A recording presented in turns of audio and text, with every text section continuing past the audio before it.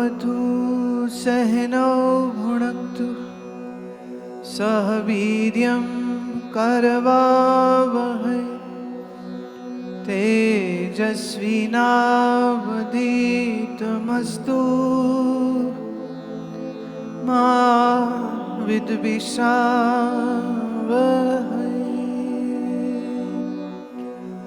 ॐ भद्रं कर्णेभिः शृणुयाम देवाः भद्रं पश्येमाम अक्षभिर्यजत्राः स्थिरैरङ्गे तुष्टुवागंसः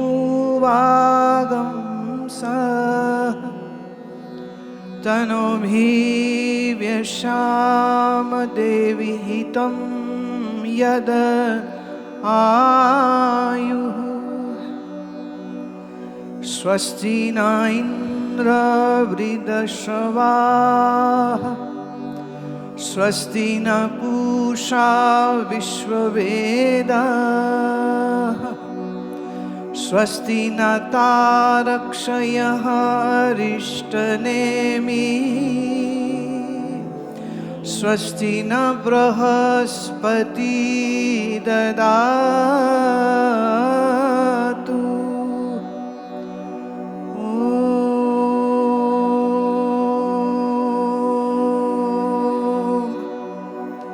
शान्तिः शान्तिः शान्तिः।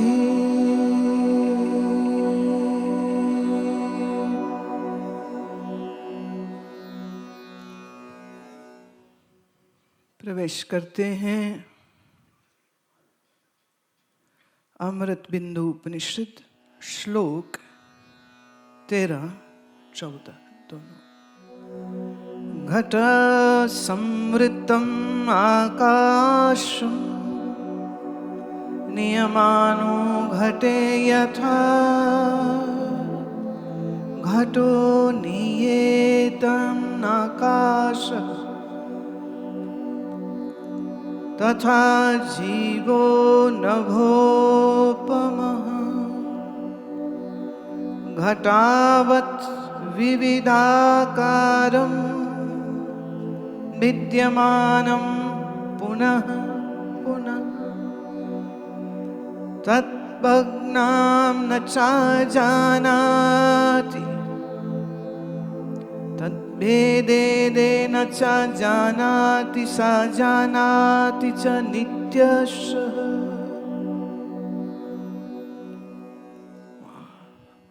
ऋषि कहता है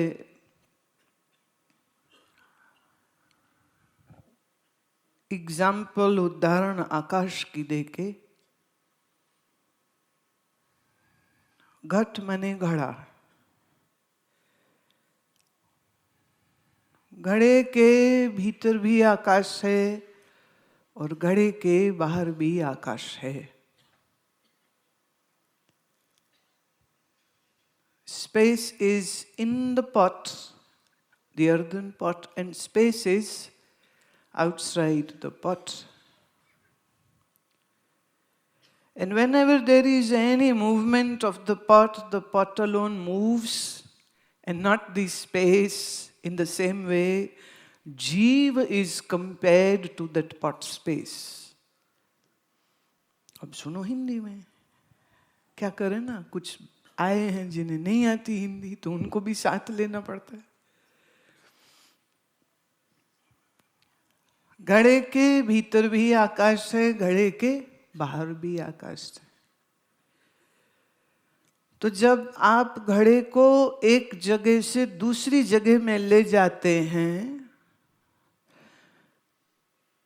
तो घड़ा एक जगह से दूसरी जगह गया कि घड़े के अंदर का आकाश एक जगह से दूसरी जगह गया? आप सोचो और फिर बोलो।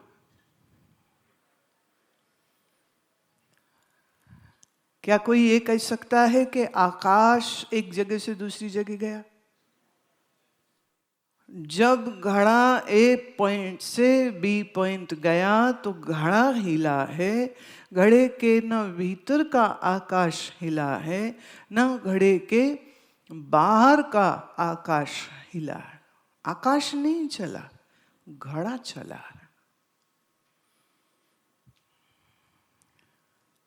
अब ये घड़े को समझो जीव, और आकाश मतलब तुम आत्मस्वरूप, तुम जो ब्रह्म स्वरूप।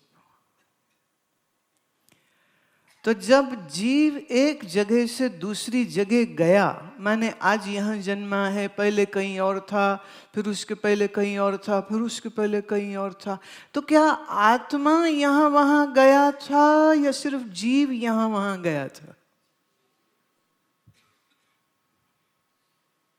फर्क है ना दोनों में। जीव is the individual self. When we say the true self plus mind is equal to jiva or individual self. The pure self is like space, and this individual self is like a pot, right? So if we move the pot from A point to B point, the space is not moving, only pot is moving. Similarly, when the individual self moves from body to body, birth to birth, the movement is of the individual self, the mind, but not the true self.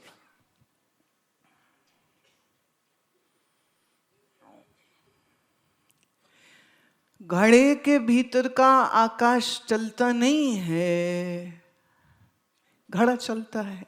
ऐसे ही जीव का जन्म अब इस शरीर में, फिर उस शरीर में, फिर उस शरीर में, फिर उस शरीर में। सुखमनी साहब में गुरु अर्जन देव जी कहते हैं ना, कई जन्म पए कीट पतंगा, कई जन्म गज मीन कुरंगा, कई जन्म पंखी सर्प होयो। ये कई जन्म हो चुके हैं।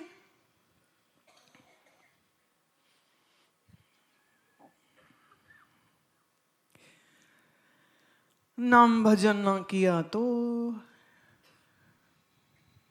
तैयार रहिए, आत्मनिश्चय न किया तो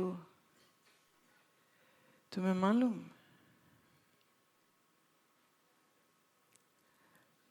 जानवरों में, मच्छरों में जो मच्छरी होती है,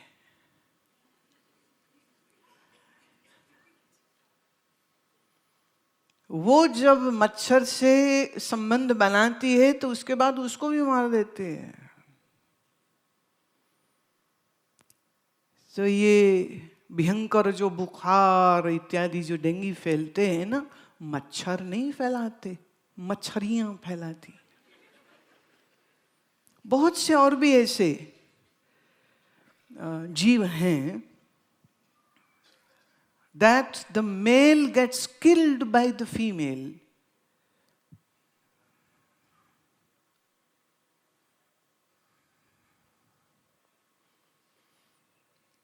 इंसानों में भी औरतें ज्यादा जीती हैं लंबा, पुरुष जल्दी मर जाता है। मालूम तुम्हें ये?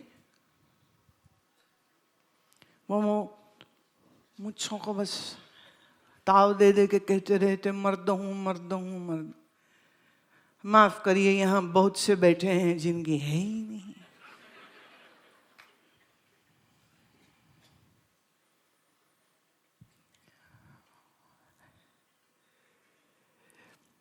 जी कर रहा है इसको उठाने को, पर मैं ये विषय अभी नहीं उठाऊंगी कि कह दूं थोड़ा सा। है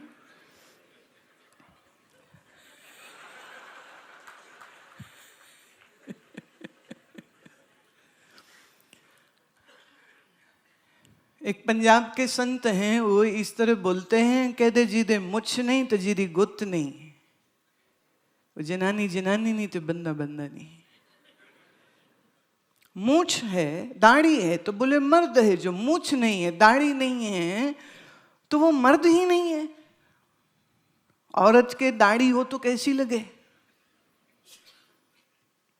सोचो ना, पति पत्नी सवेरे दोनों बैठ के, वो कहे तू शेव कर लेना तो फिर मुझे दे देना, कैसा लगे? तो स्त्री के नहीं है दाढ़ी और पुरुष के है। ये बहुत बड़ा फर्क है, और ये फर्क ईश्वर ने बनाया है, प्रकृति ने बनाया। तो प्रकृति तुम्हें दाढ़ी दे रही है, तुम रोज लड़ रहे हो, रोज काट रहे हो, खेती रोज काट रहे हो, फिर उगती, फिर काटो, फिर उगती।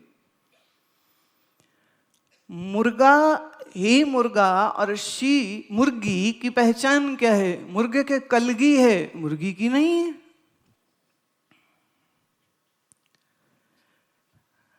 तो जिन मर्दों की ये कलगियां नहीं है, ना दाढ़ी ना मूछ, तो उनको क्या कहें हम?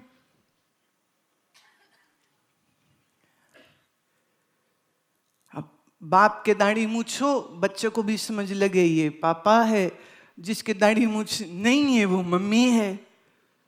अब बाप के भी दाढ़ी मूछ नहीं तो बच्चा कंफ्यूज होता होगा, कौन है कौन है?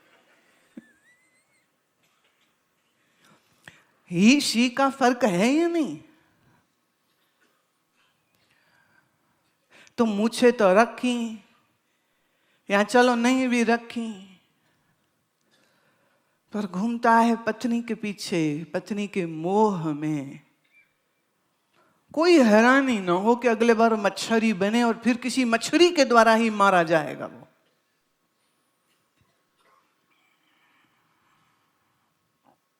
मोह है ना। बोले बच्चों का मोह है, बच्चों का मोह है, तो देखो सुअर को एक समय में 12, 14, 16, 18, 20 बच्चों को पैदा करती है। सारे उसके साथ चिपके होते हैं दूध पीने के लिए, और वो मार रही होती है कि उसको कष्ट कभी कभी होता है। तो अपने बालकों से ज्यादा मोह रखने वाले, फिर ईश्वर की ये प्रकृति आपको वैसा जन्म दे देती है जैसा आपका इंटरेस्ट है। भाई बच्चे का इंटरेस्ट कॉमर्स में, दे दो कॉमर्स, उसका आर्ट्स में दे दो उसे आर्ट्स, उसे इंजीनियरिंग में जाना है। क्या आप बच्चे को सहायता नहीं करते कि चल बेटा तू इंजीनियरिंग कर ले, तू मेडिकल कर? आप जब प्रकृति रूपी माँ को ये कहते हो कि मुझे भोग ही भोगने हैं, फिर पशु का जन्म ही तो है ना। एक सुअर, एक शेर, एक बैल, एक जिंदगी में कितने मादाओं के साथ वो संबंध बनाता है, पर किसी मादा की जिम्मेदारी उसको उठानी नहीं पड़ती है। तो वो भोग भोगता है, वो भोग भोगता है, वो भोग भोगता है। ऐसे ही एक सर्पनी कितने अंडों को जन्म देती है, एक सुवर्णी कितने बच्चों को एक समय में जन्म देती है। एक आप देखें ना तो उसमें एक साथ कितने सारे बच्चे होते हैं। तो जैसा मोह, जैसी ममता, मतलब जैसी आप रुचि दिखाते हैं, प्रकृति आपको फिर वैसा ही शरीर उपलब्ध करा देती। ये कोई अन्याय नहीं है, आपने मांगा है इसलिए ये मिला है। आप मांगते हैं वो मिल जाता है। क्यों? ईश्वरयंस जीव अविनाशी। जीव में ईश्वरीयता है, इसलिए जो मांगता है ये इसको मिल जाता है।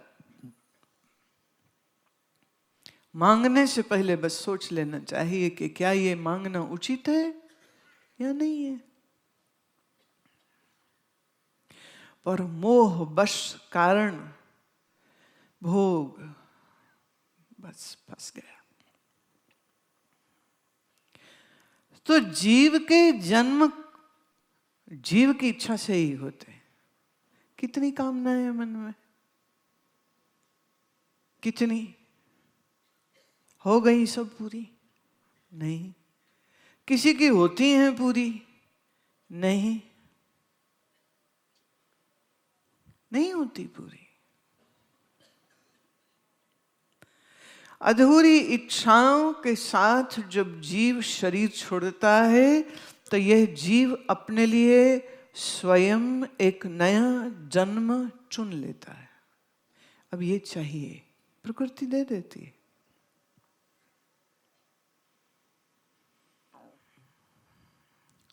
काम वासना ज्यादा है तो पशु का ही शरीर मिलेगा, क्योंकि पशु में भोग की कोई लिमिट नहीं होती।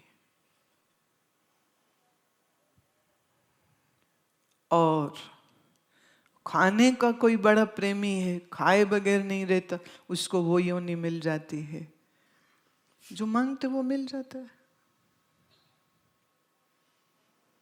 अर्जुन ने पूछा था कृष्ण से, प्रभु जो साधना कर रहा है और उसकी साधना पूरी ना हुई हो और वो मर जाए तो उसका क्या?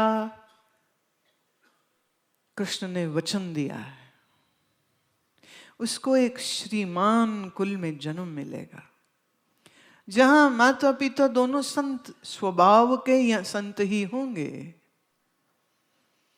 और उसे बाल काल से ही सत्संग उपलब्ध हो जाएगा, और बहुत अल्प आयु से वो अपनी रुकी हुई साधना को फिर शुरू कर लेगा। और जो पीछे साधना करी है जिस मन से, वो मन तो साथ ही आना है, इसलिए बहुत छोटे आयु में बहुत अच्छी बुद्धि वाला होगा। जब मेरे पास 6 वर्ष, 8 वर्ष, 10, 12, 11 साल के छोटे बच्चे प्रश्न करते हैं, मोक्ष क्या है, भगवान हमसे अलग है कि नहीं है, हमारा जन्म क्यों हुआ है, ये मंदिर का भगवान सोता और जागता है क्या, ये प्रश्न पूछते हैं। ये प्रश्न मुझसे बड़ी उम्र 20, 30, 40, 50 साल वाले नहीं पूछते हैं। वो आ जाएंगे, मेरा बेटा कहना नहीं मानता, मेरी बहू कहना नहीं मानती, मेरी कमर बड़ी दुखती है, मेरा ये हो गया, मेरा ये हो गया। एक आ गए, मेरी लड़की आर्ट्स करे कि मेरी लड़की कॉमर्स करे, मैं क्यों बताऊं? तुम्हें कुछ तो बुद्धि होनी चाहिए। कुछ छोटी छोटी बात लेकर के मेरे पास, ये करें नहीं करें, वहां मकान बनाए नहीं बनाए, मैं ज्योतिषी हूं क्या, यहां दुकान खोले नहीं खोले। मेरे मन को ना डर बड़ा लगता है, साइकियाट्रिस्ट को दिखाओ। जो ठीक से सत्संग सुना होता तो डर रहता मन में, इसका मतलब तुमने सुना ही नहीं है। जब सुना नहीं है तो फिर मन की हालत खराब है। कभी कभी चिढ़ आने लग जाती है। फिर जब कोई शरीर के स्वास्थ्य की बात करे, मैं कहती हूँ जाओ हमारी आयुर्वेदिक क्लिनिक है। कोई क्रॉनिक डिजीज की बात करे, मैं जाओ हमारे एक्यूपंक्चरिस्ट से बात करो। किसी का मन थोड़ा गड़बड़ था, वो आ गए, तो आजकल कुछ समय से मेरे यहाँ एक साइकोलॉजिस्ट रह रही है, मैंने कहा जाओ वो है, उससे बात करो, मेरा डिपार्टमेंट नहीं है ये। सच तो ये, मैं कई बार सोच में पड़ जाती हूँ, मैं ये सारे पागल मेरे ही यहाँ क्यों आ रहे हैं, मैं क्या गलत कर रही हूँ। ये सच है, मैं तनाव पे, डिप्रेशन पे बात करती हूँ, उदासी पे, आत्महत्या पे बात करती हूँ, वो इसलिए ताकि आप एक अच्छा सात्विक और साधनमय जीवन जिएं कि आपका मन कभी ऐसा कमजोर ना हो और आप ये सब तकलीफों में ना जाएं। अगर सुन के समझ नहीं आएगी और समझ करके साधना नहीं करेंगे, क्या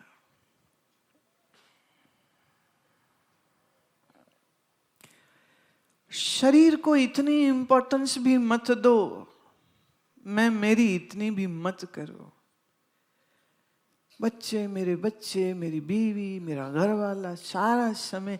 भाई तुम आज मर जाओ, उनकी जिंदगी बड़ी अच्छी चलेगी, no problem, no problem. They will not feel you, they will not miss you, they will not। यहां तुम मरे चले जा रहे हो। थोड़ा विवेक तो कर लो, थोड़ा तो विवेक कर लो। पति पत्नी जीवन साथी हैं, एक दूसरे का अच्छे से साथ निभाएं। पर ये डायलॉग मत बोला करो, मैं तेरे बगैर रह नहीं सकता। रहने दो, बहुत देखे मैंने।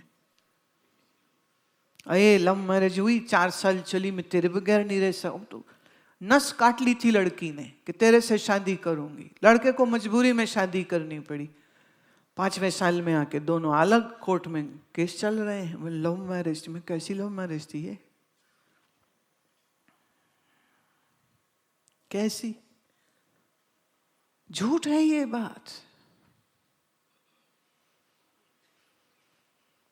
बिल्कुल असत्य है। मुझे ये चीज नहीं मिलेगी तो मैं मर जाऊंगा, नौकरी नहीं मिलेगी मर जाएंगे, मतलब मर जाएंगे, तो मरो फिर। कोई घाटा नहीं पड़ने वाला। इस देश में 130 करोड़ की आबादी है। मैं बहुत क्रूर साबित हो रही हूं इस समय, पर कभी कभी लगता है जो ज्ञान भजन सत्संग नहीं तो जीना क्या है इस बंदे का, बताओ मुझे। लड़ रहे झगड़ रहे, कामी क्रोधी, ना अपने काम के न किसी के काम के, बेकार।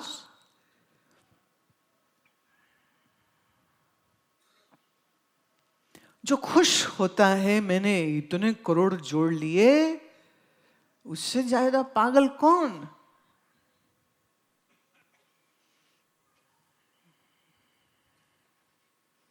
उससे ज्यादा बड़ा पागल कौन हो सकता है?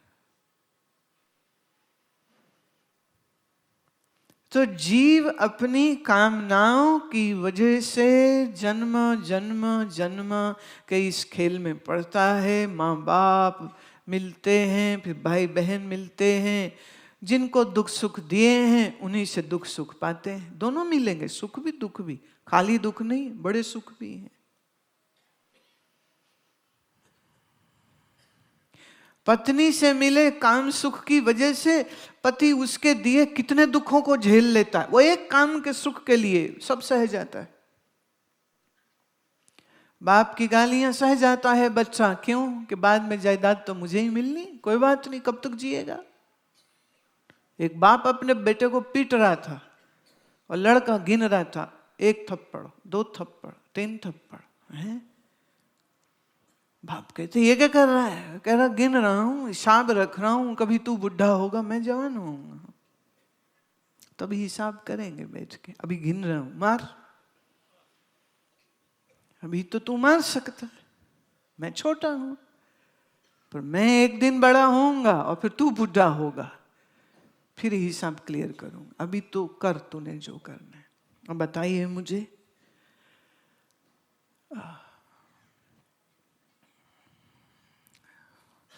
अपनी मोह और आसक्ति की वजह से रिश्ते बनते हैं, तुम उनमें फंसते हो।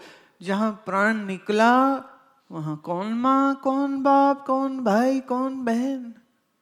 ये गंगा किनारे सामने पार देखोगे तो वहीं पे 2-4 चिता आजकल जलती है, वो अब शमशान हो गया है। समय लगे तो पार चले जाना, कोई जलती चिता हो बैठ के देखना, क्या तमाशा है परिवारों का वहां पर। देखोगे ना तुम, और मरे की शक्ल भी अच्छे से देखना। और उसकी जो अंत्येष्टि होती है, the last rites which are happening, you should watch those, and when the body is being burnt, how the family members behave. All those who claimed I love you will just leave within half an hour, and that body will be just burning alone, and family will come after 2 days to collect the remains and then immerse in the Ganga. See yourself as dead. physically, you are going to die. So, same thing is going to happen to you. Why can't you relate to that? Why can't you see that? It's not to make you pessimistic, but it is so that you can break your shackles of mind. ये जो मन के जाल बना रखे हैं ना, इन्हें तोड़ना जरूरी है. तो जन्म हुआ किसका? जीव का. आया गया कौन? जीव के आत्मा. ना आत्मा आई ना आत्मा गई. जैसे घड़े में आकाश न आया न गया न चला कभी, ऐसे ही मैं शुद्धात्मा न आया हूं न जाऊंगा, न जन्मा हूं न मरूंगा. ये जीव में घटना घटती है. अर्थात मन में. मन और चेतन दोनों को जोड़ो तो जीव हो गया. ऐसे ही कहा घटात्वात् विविध कारम. घड़े के बड़े आकार हो सकते हैं. आप घड़ा तोड़िए, घड़ा फिर बना सकते हैं. फिर पानी डालो, फिर मिट्टी से गूंद दो, फिर उसका आकार दो, फिर उसको भट्टी में पका लो तो छोटा घड़ा, बड़ा घड़ा, सुराही, बड़ी सुराही, बड़े मुंह की, छोटे मुंह की, जैसी चाहो वैसी बना लो. पर जब तुम घड़ा तोड़ते हो तो उस समय उस घड़े का आकाश भी क्या टूट जाता है? When you break the pot, Rishi is asking this question and giving us a logic. When you break an earthen pot, the space inside that pot, does that breaks too? No.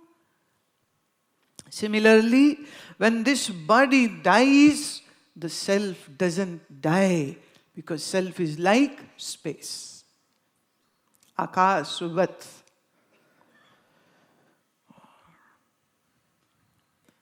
भिद्यमानं पुनः पुनः तत् तत् वेदेद न चा जानाति सा जानाति च नित्यशः.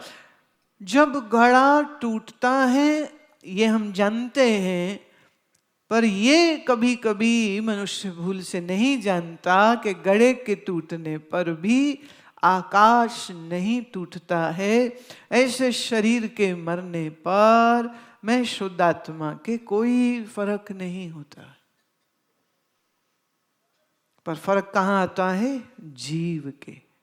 अब इसमें दो बातों को थोड़ा समझना होगा कि जो आकाश घड़े के अंदर है वो तो जड़ है, पर मैं चैतन्य हूं, मैं जड़ नहीं हूं.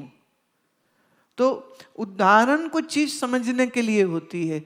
कई लोग भूल से आकाश को ही आत्मा मान के बैठ जाते हैं कि जैसा आकाश है वैसा मैं हूं. अरे नहीं, आकाश जड़ है लेकिन मैं चैतन्य हूं.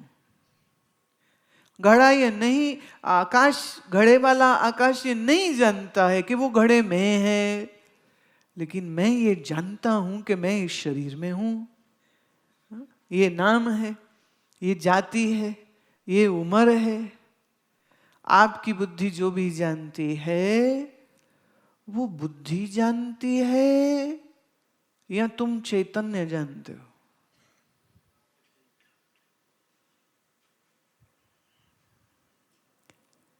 जिनका जवाब है कि बुद्धि जानती है, गलत.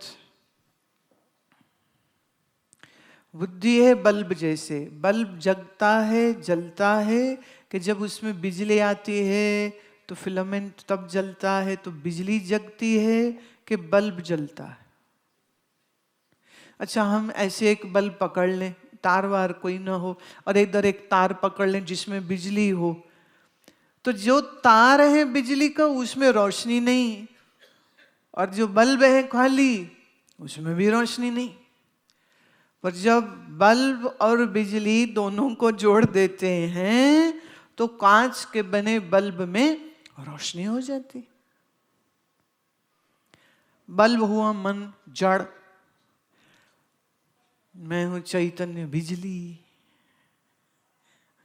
और ये बिजली जड़ है, मैं चैतन्य हूं. तो मन अपने आप से कुछ नहीं जानता. जब यह मन को मेरी चेतना मिलती है तो मन जानता है, तो बुद्धि समझती है. तो बुद्धि समझती है कि मैं समझता हूं?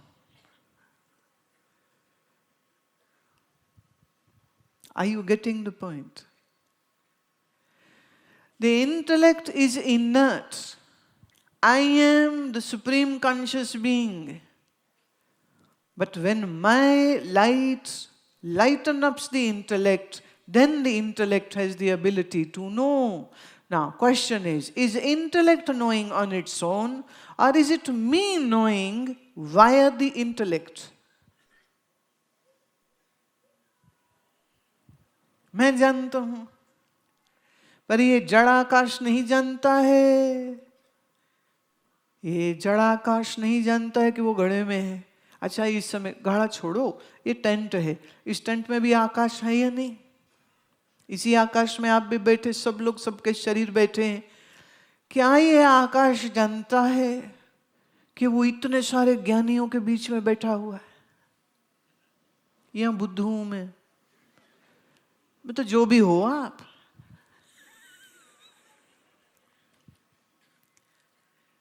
क्या आकाश को इस बात का ज्ञान है कि यहां सत्संग हो रहा है? ना, क्यों? आकाश जानता नहीं, आकाश के पास चैतन्यता नहीं है। मैं चैतन्य हूं, मेरी चैतन्यता से बुद्धि चैतन्य जैसी हो जाती है तो वो सोचती है, समझती है, मन सोचता है, समझता है, और यही सोच समझ से ये पाप और पुण्य कर जाता है। पाप पुण्य किसने किया? मन ने। किसके जरिए किया? शरीर के। तो जब फिर पाप का दंड मिलता है तो किसको मिलेगा? मन को और शरीर को। अच्छा, शरीर को कोई चोट लग गई तो शरीर को दुख होता है कि मन को? शरीर में जो हो रही पीड़ा है उसको भी तो मन ही महसूस करता है।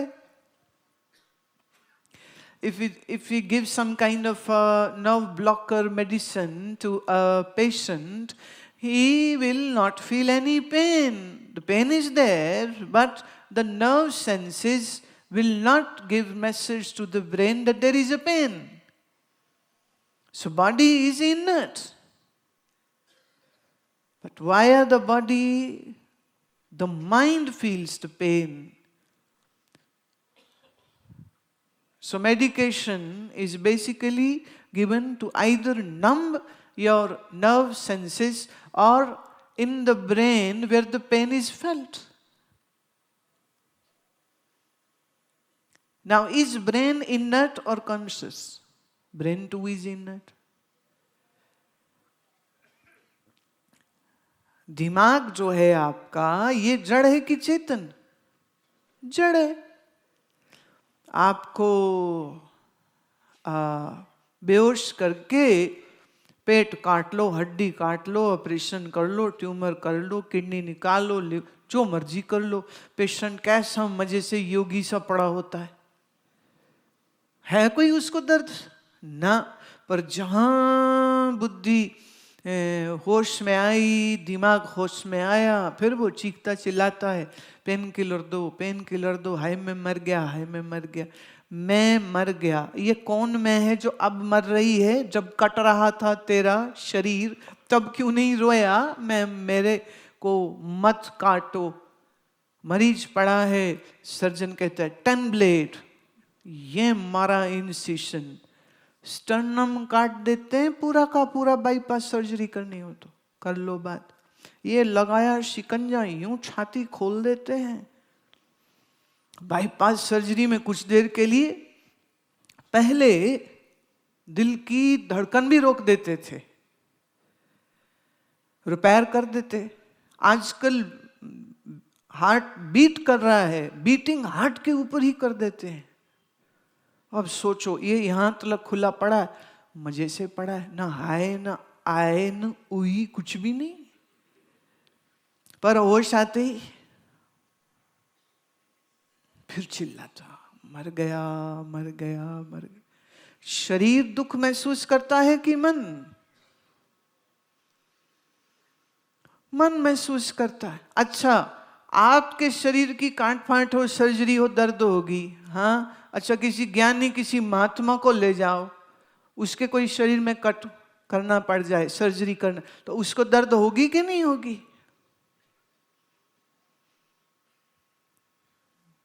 उसको भी होगी। अच्छा, दर्द होगी तो हाय निकलेगी कि नहीं? अच्छा, हाय निकले तो इसका ज्ञान फिनिश ना। ज्ञानी हाय कर ले, ह कर ले, उई कर ले, तो भी उसका ज्ञान गया नहीं। शरीर के तल पर पीड़ा है, बुद्धि महसूस करती है, लेकिन आम आदमी सोचता है हाय मैं मर गया दर्द से। ज्ञानी कहता है शरीर को कष्ट हो रहा है, मैं तो आकाशवत हूं। आकाशवत मैंने आकाश की तरह। आकाश तो जड़ है, मैं जड़ नहीं हूं, तो इसलिए कहा आकाश की तरह। फर्क है। ऋषि कह रहा है कि इस बात को जानिए, आपके जो देह और मन को मैं मानेगा वो बंधन में है, और जो देह और मन से आसक्ति तोड़ देता है। तोड़ने का मतलब क्या है? फिजिकली कुछ तोड़ना है क्या? जैसे हड्डी तोड़नी है ऐसे तोड़ना है कुछ? नहीं, ऐसा कुछ नहीं है। जैसे आपके पास कार थी, फिर आपने कार बेच दी, कागज के ऊपर पहले आपका नाम था, फिर जिसे बेची उससे पैसे लिए, अब वो कहता है पहले मेरी थी अब मेरी नहीं है। राइट? अच्छा, आपने कार गिफ्ट कर दी किसी को, भाई को, बहन को, किसी को कार गिफ्ट कर दी, तो आपने कहा कि कागज बदली की कोई बात नहीं, तुम चलाओ, तुम ले लो, पैसा तो कोई लेन देन करना नहीं है, तो दे दिया। तो क्या कहते हैं जी, पहले ये मेरी थी अब ये मेरी नहीं है। माना था, अब मानना छोड़ दिया। तोड़ने की जरूरत नहीं है। You don't need to change the papers every time. Say if you're gifting it to your loved one, you don't need to change papers. You don't take money in lieu of that property. But you say, okay, from now it's yours. From now it is yours. That's it. Now it isn't mine. Similarly, let body, mind be seen like that it is not mine. That's it. You don't have to literally kill your body to feel I am not body. शरीर जिंदा है, प्राण चल रहे हैं, मन सोच रहा है, बुद्धि विचार कर रही है, पर आप भीतर से जानते हो ये मैं नहीं हूं।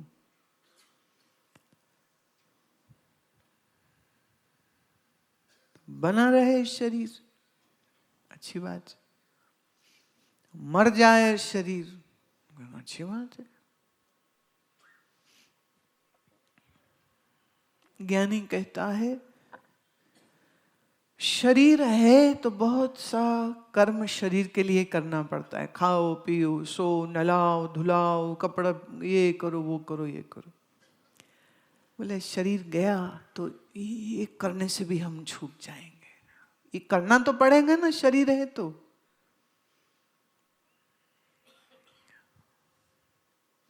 मैं एक महात्मा को जानती थी। वो महात्मा सारा समय आंख बंद करके बैठे रहते, तो उनके भक्त आके ना हाथ पैर जोड़ते, महाराज कुछ तो खा लो, कुछ तो खा लो। फिर थोड़ा सा वो खा लेते, खाते खाते भी ना उनकी आंख बंद हो जाती थी, मुंह में खाना पड़ा रहता था। फिर उनको कहना पड़ता था महाराज थोड़ा चबा लो, इतनी मस्ती। फिर कहना पड़ता था महाराज निगल लो। निरंतर ध्यान की उनकी अवस्था चलती रहती थी। ध्यान करते नहीं थे, होता था। That was the beauty. When you meditate, then you are the doer. Then the doer can get egoistic. But when meditation happens to you, There is no place for ego left. Because you're not doing it. It's happening. You're not doing it. And that's what the ultimate state is, where you don't do and yet your mind is pure, quiet, in great equipoise. But in advanced stage, not now. अभी तो मन भागा भागा भागा बंदर की तरह चलता है, पकड़ पकड़ लाओ, थोड़ी देर टिकता फिर भाग जाता है, फिर पकड़ो फिर भाग जाता है, फिर पकड़ो फिर अभी तो टिकता ही नहीं.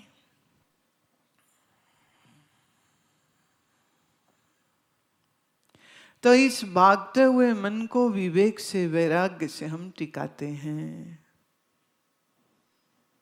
ताकि इस टिके हुए मन में ज्ञान का निश्चय हो सके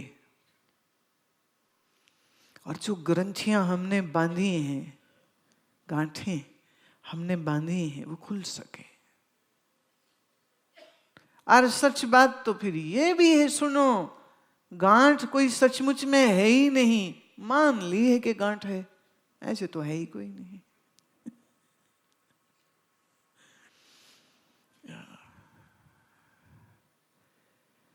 जड़ चेतन ग्रंथि पर गई,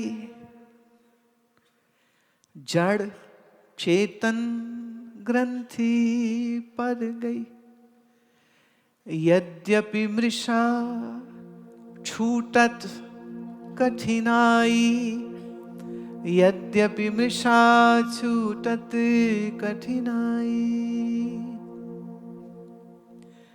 जड़ और चेतन की कहते हैं गांठ पड़ गई है, यद्यपि ये गांठ मिथ्या, मृषा माने मिथ्या, मिथ्या माने इल्यूजन, यद्यपि झूठी है पर छूटती मुश्किल से.